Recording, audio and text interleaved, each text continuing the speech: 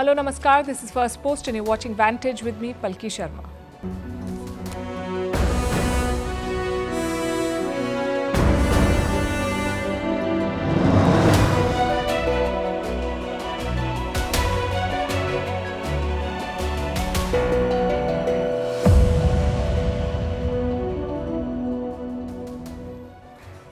After IMF, it's the World Bank that is giving money to Pakistan, $40 billion to Pakistan. It's a plan exclusively designed for them. The World Bank says it's for development, but we know what it will develop. Pakistan's terror factories. Speaking of which, they're bragging about their activities in Bangladesh. Was there a Pakistani hand in Sheikh Hasina's ouster? Did the Lashkar-e-Taiba have a role? We'll tell you what their leader said in a rally. In the US, they're cracking down on Chinese students, but now there's a tricky question the Trump administration faces. Will they expel Xi Jinping's daughter too? Is she studying in Harvard? We'll tell you. Also, why is Moscow pushing for the revival of the Russia-India-China troika? Can Canada break up with the US and join the European security umbrella? How fighting between the Houthis and Israel is escalating with fresh missile attacks. How many jobs has AI taken? How Americans are being scammed into hiring North Korean remote workers? Is YouTube the TV killer? And is the toy craze getting out of hand? They're calling it kidulting. All this and more coming up. The headlines first. India's GDP grew 7.4% in the final quarter of the 2025 financial year. That's the highest in 4 quarters. Full-year growth stood at 6.5% as strong investment and public spending helped lift the economy. Russia will send a delegation to Istanbul next week for a second round of peace talks with Ukraine. The Kremlin says it is preparing conditions for a temporary truce. But Ukraine has refused to attend until Moscow shares full details of its ceasefire proposal. Emmanuel Macron says divisions between the US and China are the greatest risk that the world faces today. The French president has called for new coalitions to counter growing global uncertainty. Macron is looking to boost trade ties with Asia amid concerns over US tariff policies under President Trump. Germany is considering a 10% digital tax on tech giants like Alphabet and Meta. Berlin says the plan targets ad revenues and aims to curb aggressive tax avoidance by global platforms. And Al Nassr are putting up a fight to extend Cristiano Ronaldo's contract. This comes amid speculation that the football star is looking to leave Saudi Arabia. The Saudi club says several teams are eager to sign the 5-time Ballon d'Or winner.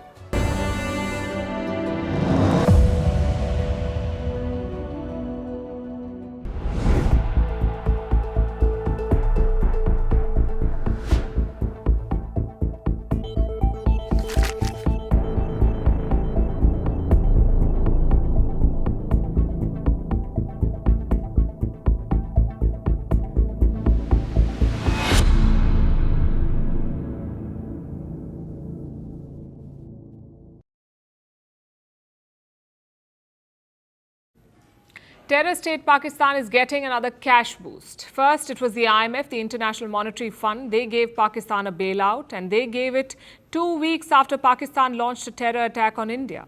They gave it when Pakistan was firing at Indian civilians. And if that wasn't bad enough, here's the next one. This is courtesy the World Bank. They have a 10-year plan for Pakistan. They will give $40 billion over a period of 10 years. They're calling it an investment plan, and they've created it exclusively for Pakistan. The World Bank will give this money, $20 billion for public projects and another $20 billion for private sector investments. The first reports to this effect came in January.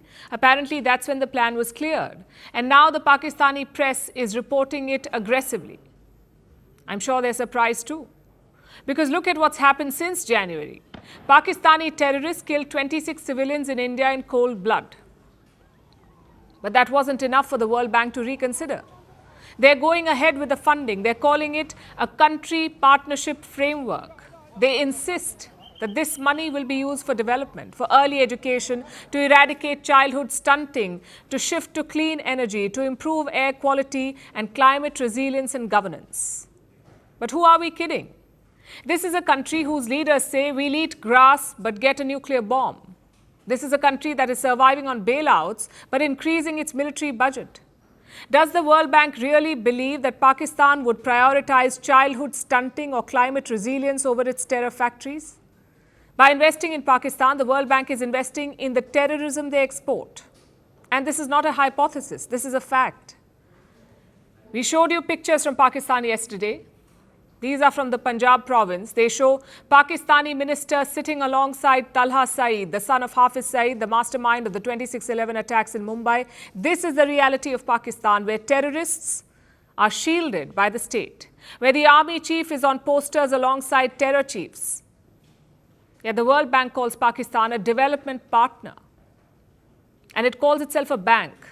Well, if you're a banker, would you finance a terror regime? And this one is riddled with red flags. Pakistan is one of the world's most vulnerable economies. It owes some $131 billion in external debt. In the next 4 years alone, Pakistan must repay $100 billion. In 4 years, $100 billion. It's a country that is struggling to remain solvent. Its currency has plunged. Its reserves are depleted. Its economy is on life support. If you're a banker, would you commit $40 billion to such a player? We all know the answer. But the World Bank is playing blind to Pakistan's reality, just like the IMF. The International Monetary Fund, the lender of the last resort. The IMF has given Pakistan a record number of bailouts, 24 bailouts since 1958, the highest for any country in the world ever. It comes to almost one bailout every 3 years.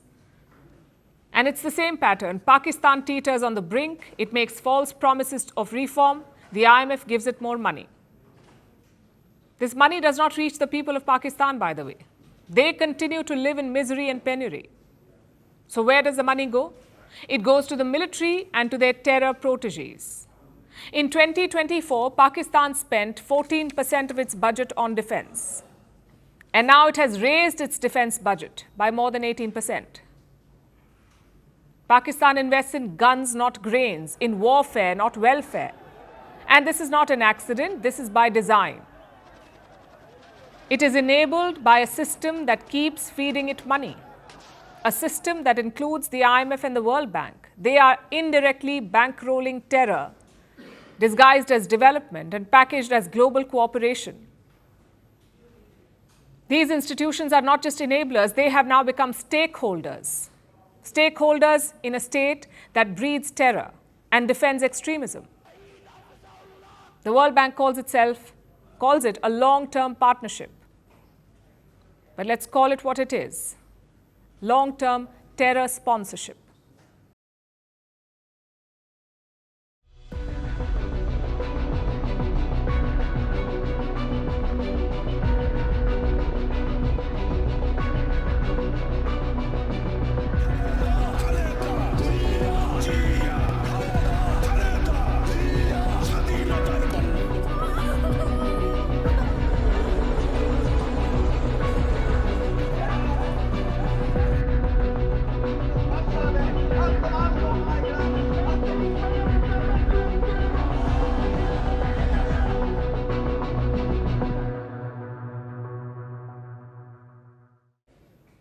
The gloves are off in Bangladesh. It's a full-fledged fight for power in Dhaka. On one side is Muhammad Yunus, on the other is the BNP, or the Bangladesh Nationalist Party. Until this week, things were largely cordial between the two. Yes, there were some differences, but they remained behind closed doors. Not anymore, though. Yunus and the BNP are now directly attacking each other. This week, the BNP held a massive rally. Tens of thousands of people took to the streets in Dhaka.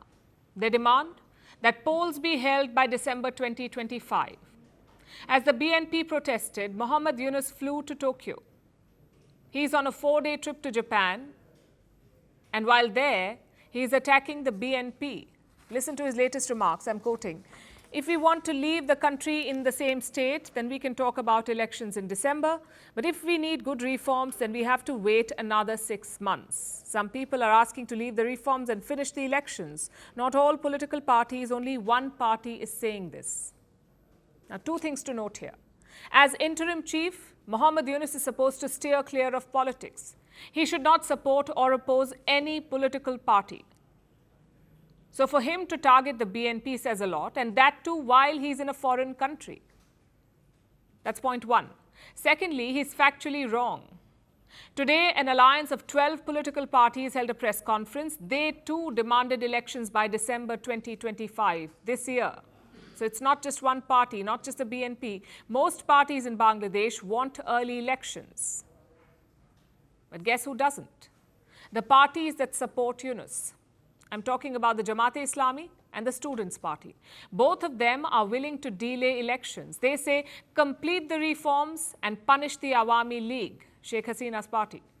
Punish them. After that, elections can be held. It's frankly a dead giveaway. These groups do not feel confident about their chances in December, hence their push to delay the polls.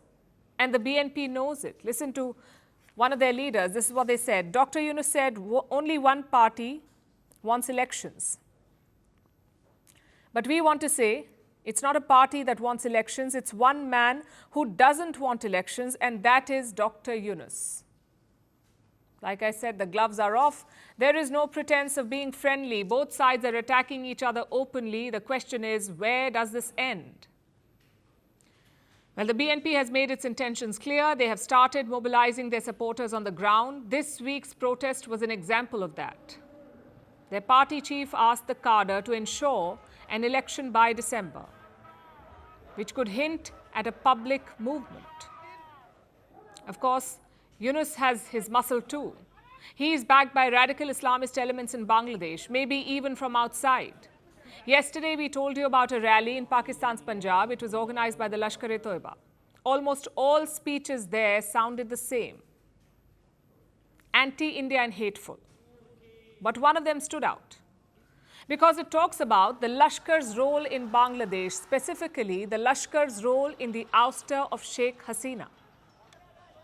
Pakistan वो मुल्क है जिसने आज तक अपने किसी दुश्मन को माफ नहीं किया और तुझे इस बात का अच्छी तरह से इल्म है। तू जानता है कि हमने पिछले साल के अंदर तुझे बांग्लादेश में शिकस्त दी। मोदी तू जानता है बांग्लादेश में तुझे शिकस्त हमने दी है।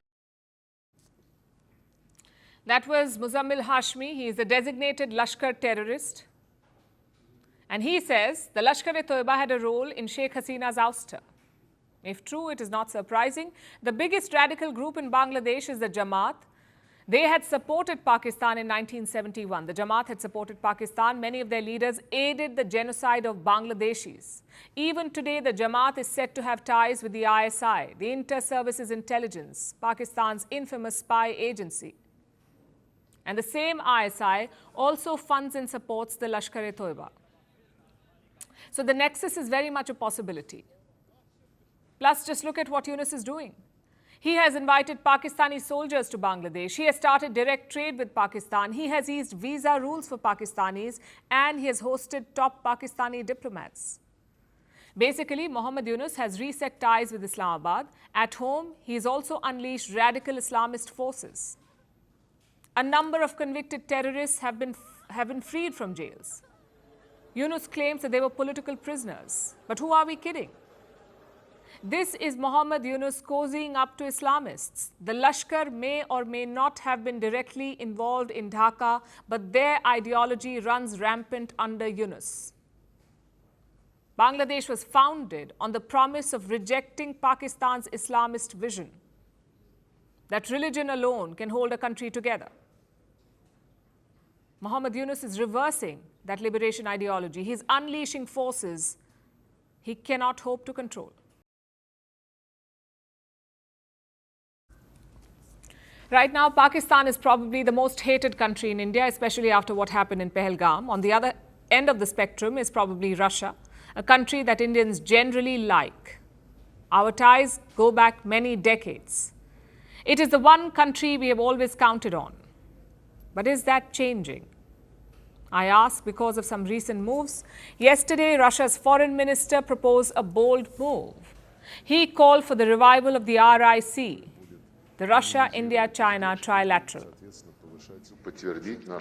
I would like to confirm our sincere interest in the earliest possible resumption of the work of the Russia-India-China Troika, which was established on the initiative of Yevgeny Maximovich Primakov many years ago. Now when, as I understand it, India and China have been reaching an understanding on how to calm the situation on the border down, it seems to me that the time has come to revive this troika, the RIC Troika. Now, first, some background. This trilateral dates back to the 1990s. It is basically an intergovernmental forum. At the RIC, or RIC, these three countries could meet and discuss key issues, whether it's trade or foreign policy or energy. This trilateral has held more than 20 meetings so far. Russia, India, China. 20 meetings, but it's been dormant since 2020. And why is that?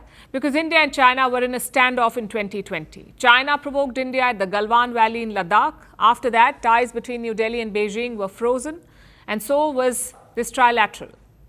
But last year, India and China struck a deal. They agreed to pull back and reset ties.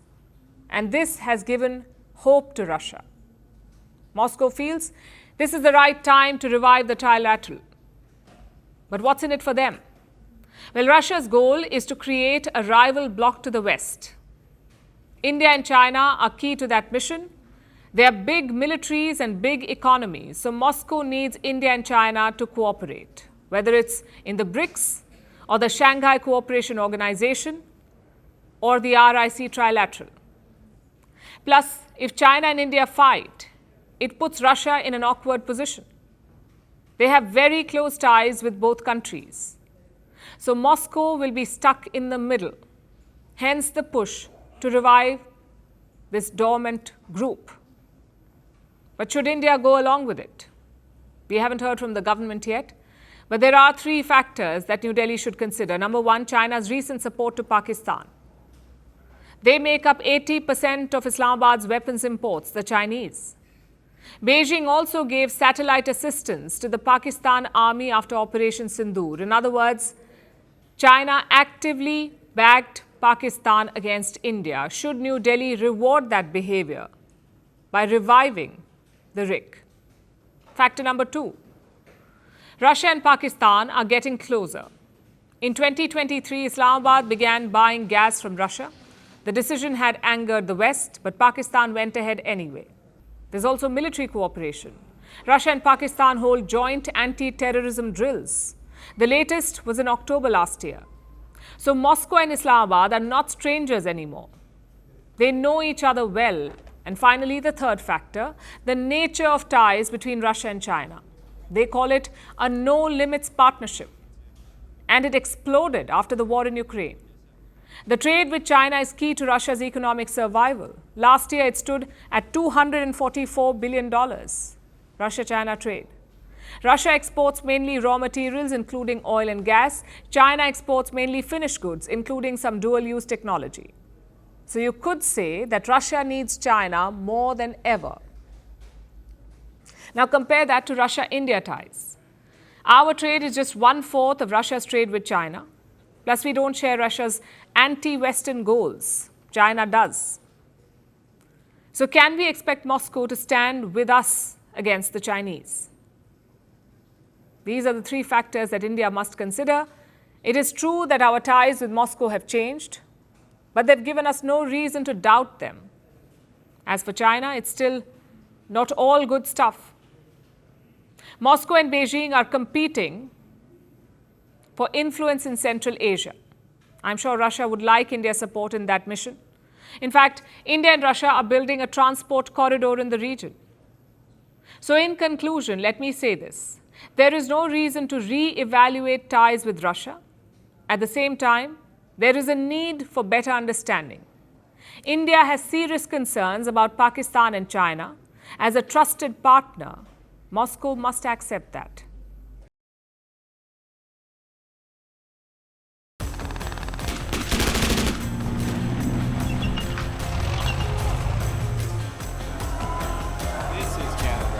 We decide what happens here. This is the central role of the key industry.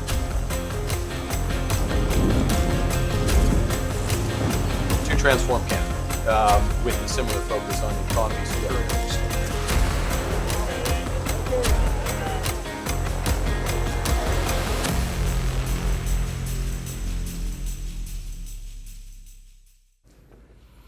Canada is like a +1, never the main character, never the life of the party, and never free to make its own choices. What the US did, so did Canada. But Donald Trump is shaking up that equation. First, he talked about annexing Canada, and then he started a trade war with them. So it looks like Canada is exploring alternatives. Their Prime Minister has unveiled a new plan. He wants to join the European Union's mega defense project. It was announced in March last year. It's called Rearm Europe. Now, the plan is to spend $900 billion on defense, not on buying foreign weapons, but on building up Europe's defense industry. This plan has two broad goals. A, to deter possible Russian aggression, and B, to reduce dependence on US arms. And of course, Canada shares these goals. Around 75% of their defense spending goes to the US for Canada. 75% of the defense spending goes to the US into buying American weapons, which is why Ottawa is looking to diversify. But frankly, this goes beyond just military ties. This could be a broad realignment.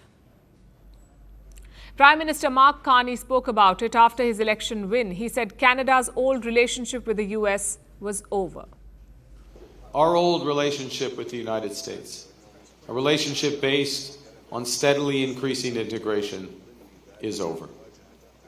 The system of open global trade anchored by the United States, a system that Canada has relied on since the Second World War, a system that, while not perfect, has helped deliver prosperity for a country for decades, is over.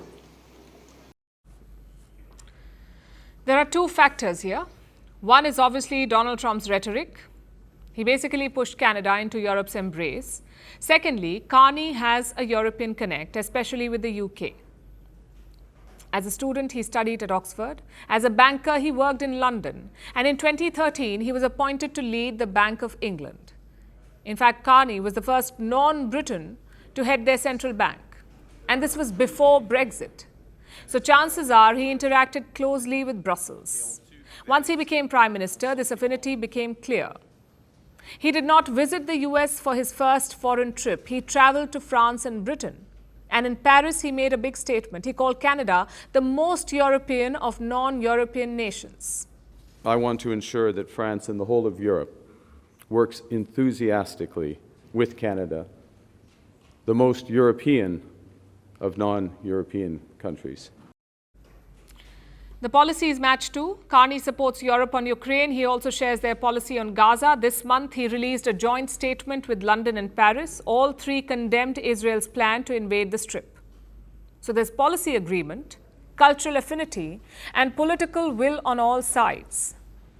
The question is, how far can this partnership go? And how will Trump react? Well, some people have taken it absurdly far. Look at this opinion poll from March. It found that 46% Canadians wanted to join the EU. Now, to put that in context, only 45% people in Britain want to rejoin the EU. So it looks like the EU is more popular in Canada than in Britain. What's even more absurd, one member of the European Parliament is pushing for it. He took the proposal to the EU Commission. He demanded that Canada be considered for membership. And the response? A straightforward no. The EU treaty only allows European countries to join, and Canada is not European. It's a North American country. Nonetheless, the MP is not giving up. He says the definition of Europe is flexible. For example, Cyprus is geographically located in West Asia, yet it is part of the EU. I don't think that argument will find many takers in Brussels. But either way, the story is not about the membership. The story is the proximity here. Trump's rhetoric has alienated a long-time ally, a neighbor it could virtually take for granted. Which brings us to our second question. How will Donald Trump react to all of this? He has proposed a defense project of his own, an air defense system called the Golden Dome. Trump is hoping that Canada will join it, but again, the problem is his approach. He is asking Canada to pay $61 billion for this project, unless Canada joins the US, in which case it is free. Such moves will push Canada away from the US. But a clean breakup is unlikely. Canada is too dependent on America for security and trade. Plus, geography is on Trump's side. The Canadians fear Russian aggression in the Arctic, and the Americans can help Canada with that. But the Europeans, even if they want to, they lack the capability right now. So as things stand, this is a break, not a breakup. But if Trump keeps this up, you never know.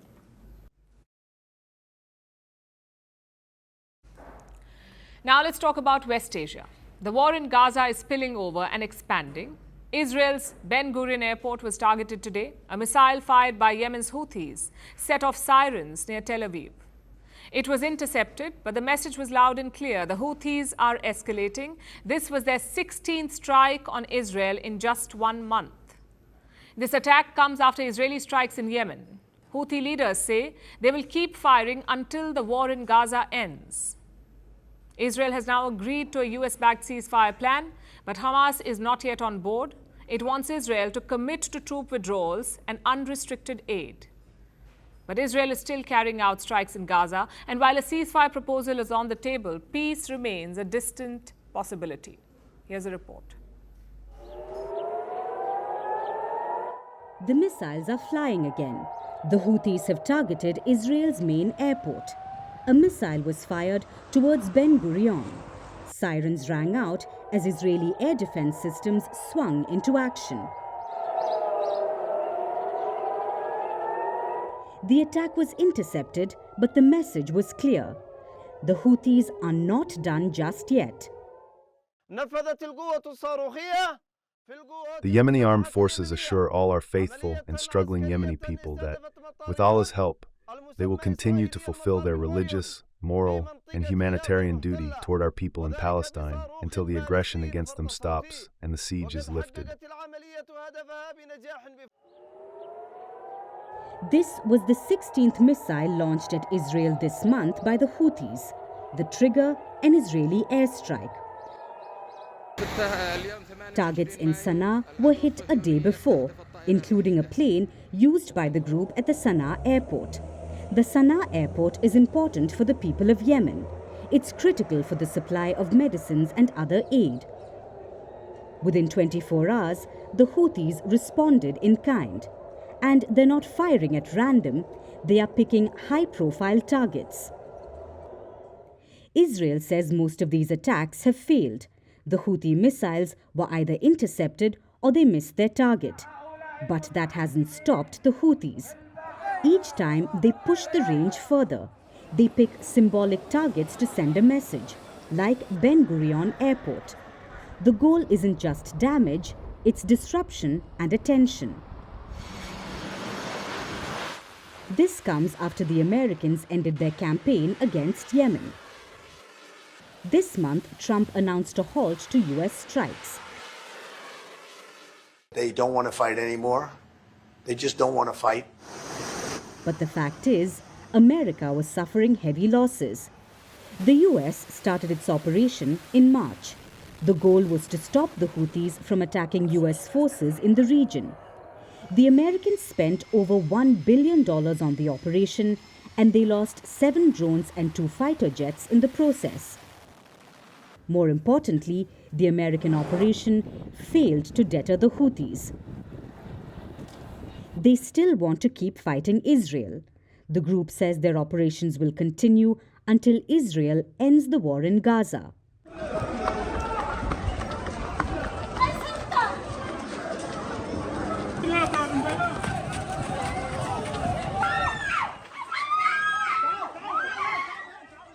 In the last 24 hours, over 50 people have been killed by fresh Israeli strikes there, even though there's a ceasefire proposal on the table. Israel says it has agreed to an American plan. It includes a proposal for a 60-day ceasefire and humanitarian aid channeled through the United Nations. But Hamas isn't on board yet. Hamas leaders see the US proposal as one-sided. To them, it protects Israel's position but offers no guarantee of peace. They want clear commitments, a full troop withdrawal, and unrestricted flow of aid into Gaza. Without that, a ceasefire seems unlikely. West Asia is still on a knife's edge as the war in Gaza spills across the region.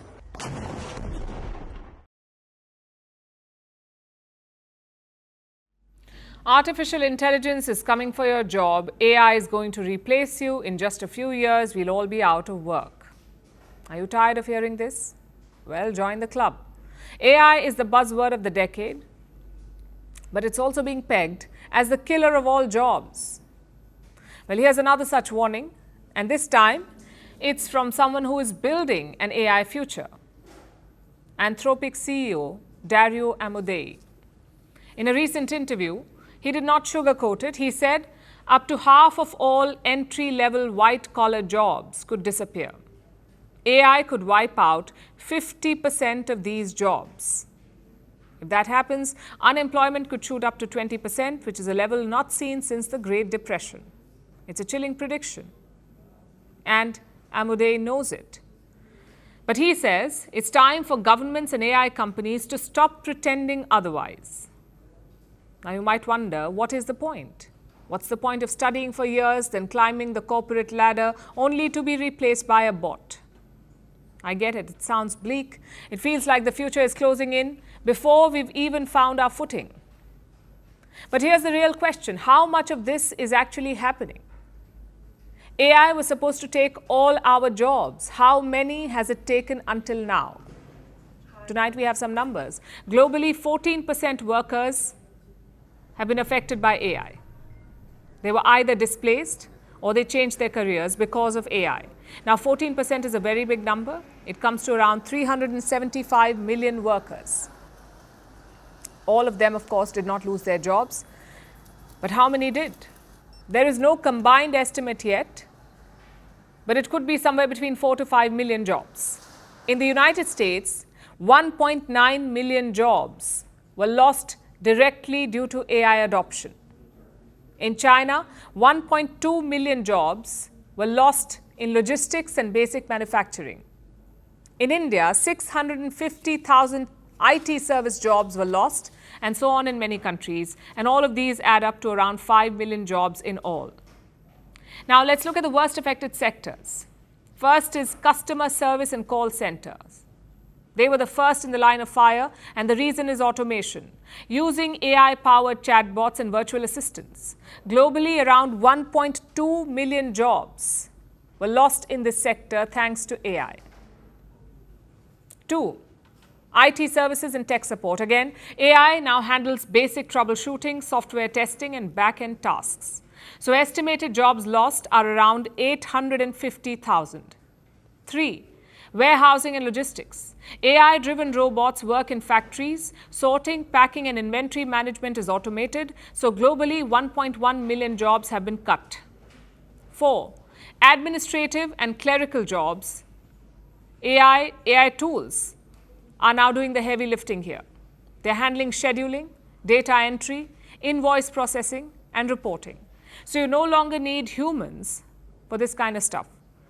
Around 750,000 jobs were lost in this sector. 5. Banking and financial services. AI is replacing analysts, compliance officers, and back office staff. Around 400,000 jobs have been cut. 6. Retail and e-commerce. AI helps in inventory management, cashierless stores, and customer analytics. So 300,000 jobs, 3 lakh jobs have been cut in this sector. And here's another twist. Women's jobs are more at risk. This is according to a United Nations study. It says 41% of women's jobs are exposed to AI, but for men it's only 28%. Do you know why? Because many female-dominated fields are easier to automate, like administrative support or customer service.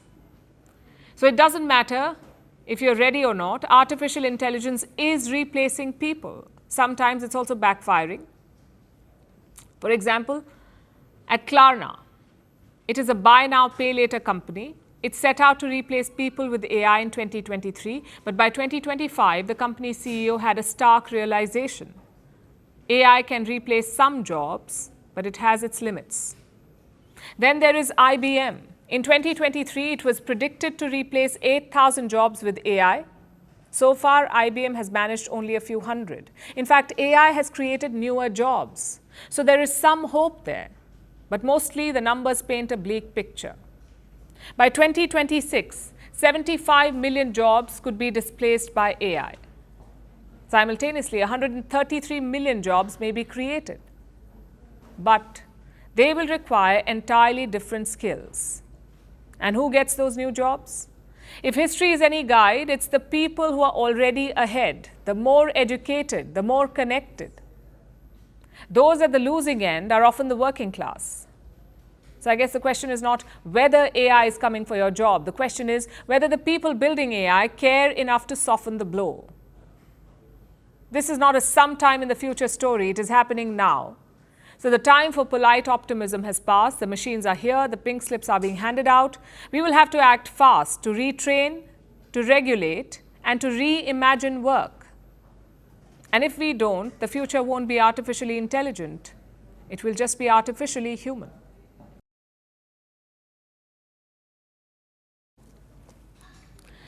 The US has a remote work problem, and we aren't talking about low productivity. We're talking about North Korean operatives. Hundreds of top companies in the United States are hiring remote workers only to discover that the employees are scammers. They're sitting in North Korea and working remotely. And how are they pulling this off? By stealing identities of American citizens, using high-tech AI softwares to crack interviews, using front companies in China and Russia for their operations, and even so-called laptop farms in the US, where Americans help facilitate this operation. It is quite elaborate and problematic because apparently this is being done to funnel money back to the North Korean regime to fund the country's missile program. Here's a report. More flexibility, a better work-life balance, and work from home. Remote work is convenient for employees and also for North Korean scammers, because remote work has opened the door for operatives from the Hermit Kingdom looking to work in the United States. And their goal, cashing in on top salaries to funnel money back to Pyongyang for its weapons program. According to reports, a growing number of North Korean tech workers are setting up front companies in China or Russia, then tricking US companies into hiring them. While it's hard to track the scale of this operation, reportedly, nearly every Fortune 500 company has struggled with this problem. Few talk about it, often out of embarrassment or fear of retaliation. But this is a large-scale scam. According to cyber intelligence platforms, there are at least 35 China-based companies. They can be registered as textile or building material companies, but they are linked to North Korean IT operations. These companies are hubs for Pyongyang scams. Speaking of scamming hubs, there are also so-called laptop farms. According to reports, there are dozens of them in the United States, and they get help from American citizens. They operate dozens of laptops meant to be used by legitimate remote workers living in the United States. But this is simply a front. The actual employees are reportedly North Koreans who've infiltrated US firms. Here's how this elaborate operation works. These scammers steal US identities. They look for jobs on popular job portals like LinkedIn and Upwork. They use a range of methods, like sophisticated AI technology, to secure jobs in America. Once they get it, they coordinate with someone in the United States who can provide them cover, like accepting a laptop delivery from work, setting up online connections, or facilitating paychecks. Meanwhile, North Koreans log into the laptops from overseas and they use a remote access software to work. Earlier this year, an American citizen pleaded guilty after being arrested for working as a laptop farmer. She worked with North Korean operatives for 3 years. She helped steal American identities and ran laptops to sustain the operations. As per reports, this particular scheme alone generated more than $17 million, which was then funneled to the Kim Jong-un government, and it involved North Korean hires at more than 300 US companies. Last year, the United States arrested 14 North Koreans. They extorted funds worth at least $88 million for the North Korean regime over a span of 6 years. And these are not one-off incidents. According to the Federal Bureau of Investigation, the scam involves thousands of North Korean workers. They dupe companies and gather intelligence like intellectual property or company secrets, and then take back hundreds of millions of dollars into North Korea, which is quite an addition to the cash-strapped country's economy. International sanctions have frozen money flows to the country. Food rations are dwindling. Despite this, the country has a missiles program that needs funding. So Pyongyang has grown creative. It has flipped the gig economy on its head. After all, as they say, if you can't beat them, join them.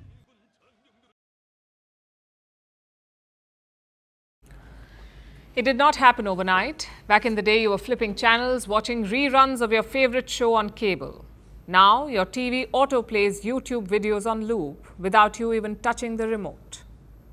In 2025, YouTube is not just a social media platform, it is your living room, your newsroom, your cable box, your everything. Some call it the TV killer. But how did we get here? How did YouTube take over everything? It started in 2005, that's when YouTube was born. This was out of a need to share videos online. Its early content was raw, weird, and amateur, like home videos, personal vlogs, skating fails, and yes, a lot of cats. It was not like television, and YouTube hammered home that point, that we are not TV. But something changed in the last decade. The content on YouTube evolved, and so did the creators. They weren't just people with webcams anymore. They were personalities, experts, entertainers, journalists. Suddenly, YouTube was not just a place to watch viral clips. It was where you went for any and every kind of content. Then came YouTube TV. Launched in 2017, it quietly grew into a giant. As of 2024, it's the third largest subscription TV provider in the US, the third largest. Think about that. This is a platform that started with a 19-second grainy video. It is now beating legacy cable companies. The reason is the change in our consumption patterns. Once upon a time, families gathered around one television set. Prime time was sacred. There was appointment viewing, your favorite show at 8, then the news at 9, and it worked because there weren't too many options. Cable gave us content, but it was still curated, linear, and expensive. Then came streaming. Netflix cracked the model. Other platforms poked holes in it. But YouTube blew it open. And that is because YouTube was not TV, it was anti-TV. Viewers chose what to watch, when to watch it, whom to watch, and for how long. It democratized the whole process. Want a 2-minute breakdown of the latest election? You can get it on YouTube. A 3-hour ASMR soap carving video? Well, you can get that too. It's all there on one infinitely scrollable feed. In 2024, 9.9% of all TV streaming time in the US was spent on YouTube. It's especially popular among younger viewers. About 48% of YouTube's TV viewership is under 34 years old. And in India, the numbers are even bigger. India has the world's largest YouTube audience, around 491 million users. 122 million access YouTube daily. In some cases, users spend an average of 2.5 hours on YouTube every single day. Much of it is on TV screens. So YouTube is clearly taking over. And this takeover is most apparent in the world of news. Traditional newsrooms still exist, but their dominance is gone. Replacing them are YouTube channels. And mind you, it is not just repurposed TV. On YouTube, news is explained, it is engaging, it reaches out to young people in a way that traditional media fails. And this is not unique to India, this is a global phenomenon. Most international news organizations have turned YouTube into a second newsroom. Often it is the main one, their primary one. They create content specifically for YouTube, and now YouTube is coming for sitcoms. In 2011, it planned to invest $100 million in original programming. This went to original creators, but now creators are increasing the length of their videos. Say, the video they usually make is for 10 minutes. Now they're aiming for 30 minutes or more. And why is that? So that it is best viewed on larger screens, aka television. Some are even turning them into series, with an episode coming out every few days. So will this truly be the death knell for television? I guess television as we know it is already dead. And no, we are not saying no one watches TV anymore. People still do. But there's a shift in the pattern in which content is consumed. The primetime sitcom, the linear news broadcast, the channel flipping on weekends, that is gone for good. But storytelling, entertainment, news, that is not dead. It's just moved platforms. So I guess YouTube did not kill TV. It reinvented it.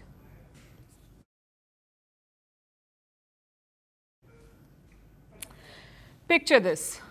You are in a park and someone is holding a baby. But it doesn't move, cry, or even breathe because it is a doll, a hyper-realistic baby doll, better known as a Reborn.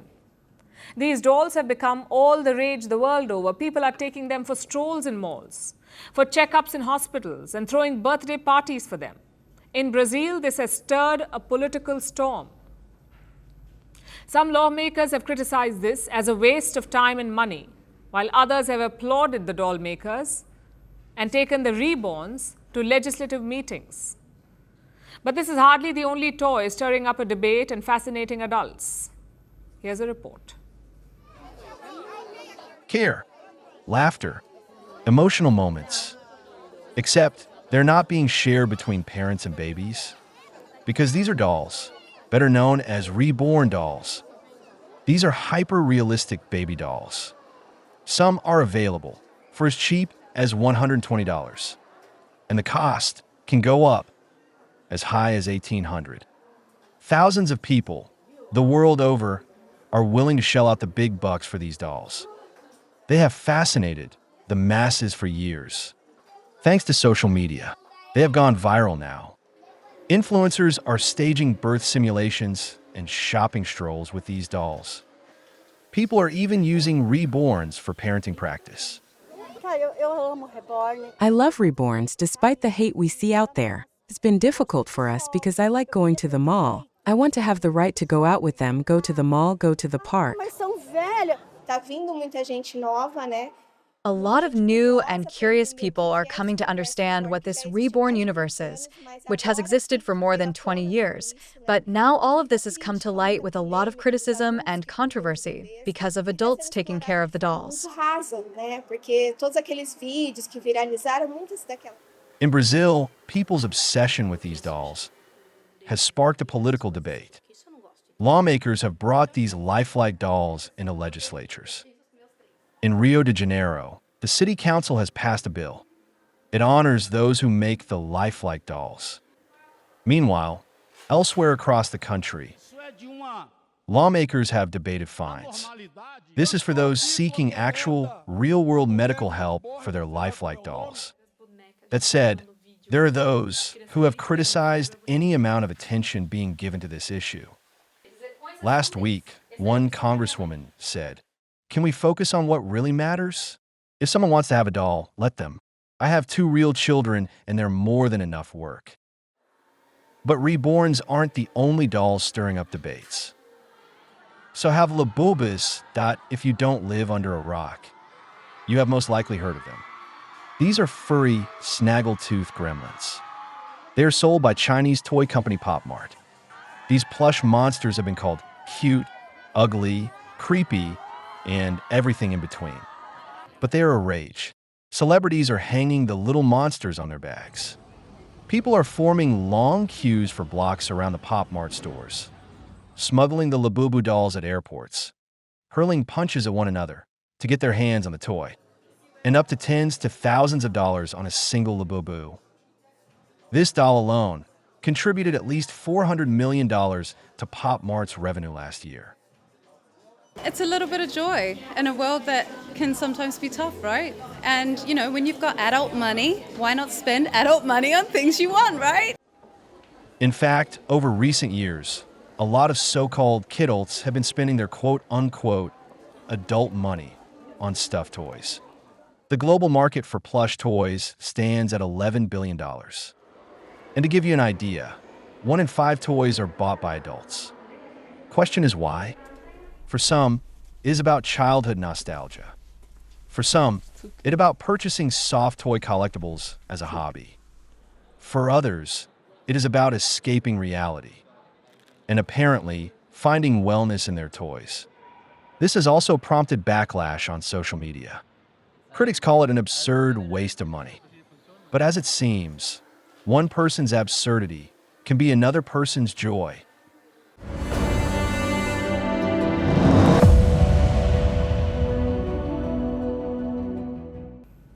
Nobody likes being mocked, but Donald Trump, he hates it like nothing else.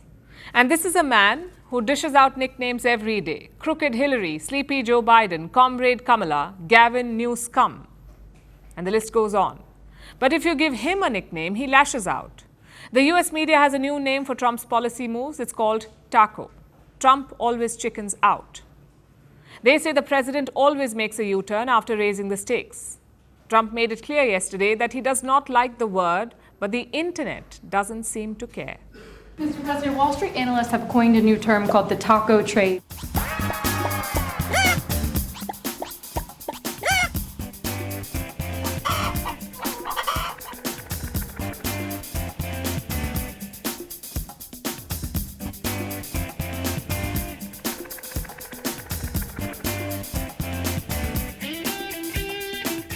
Oh, isn't that nice? Chicken out. I've never heard that.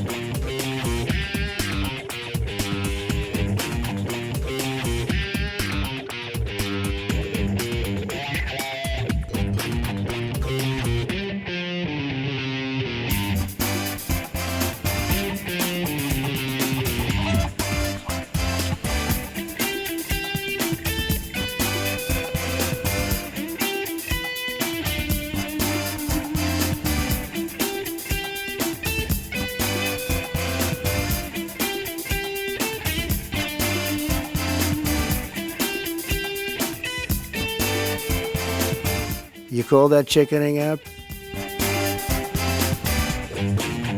And now it's time for Vantage Shots, images that tell the story. Former Japanese Prime Minister Shinzo Abe's wife breaks into tears while meeting Russian President Putin. A tiger lunges at a tourist in Thailand after he attempted to take a selfie with it. And humanoid robots play football in Shanghai. Finally, we're taking you back in history. On this day, in 1987, Goa became a state of the Indian Union. In the 1500s, it was conquered by the Portuguese. It remained under their control for 400 years. But in 1961, India launched an operation to retake Goa. And in 1987, it became a full-fledged state. We're leaving you on that note. Thank you for watching. Have a good weekend.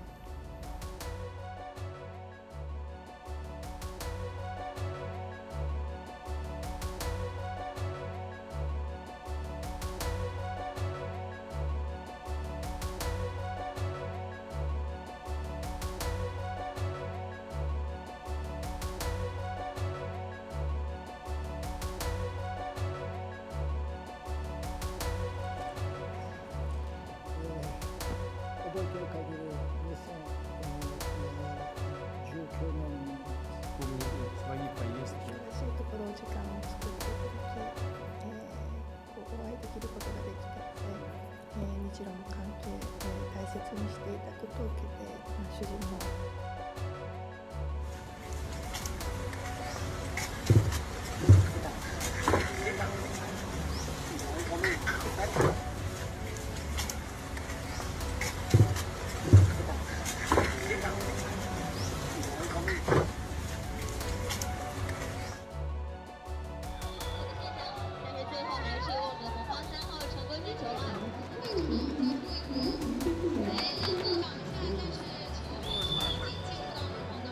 那我们下半场的比赛也是正式开始。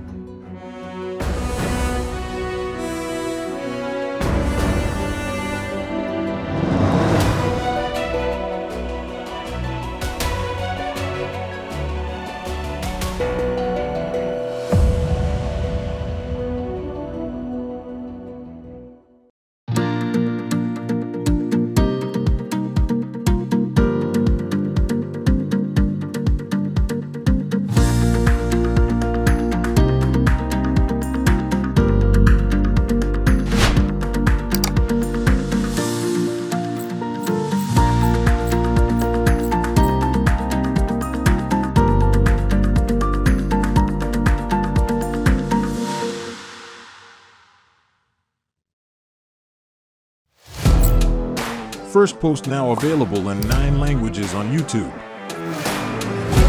English, Stands at $36 trillion. French, Le FMI, comme German, Geschäftsführenden Direktor, Hindi, $30 trillion ka karjo. Indonesian, Pemerintah tanpa pemeriksaan. Italian, Sekali radikali. Japanese, 4兆ドル以上も Portuguese, por causa do próprio balanço patrimonial. Spanish. Beautiful bill. Go to Settings, click on Audio Track and select a language of your choice. Be the first to know what's happening around you in your first language. Firstpost.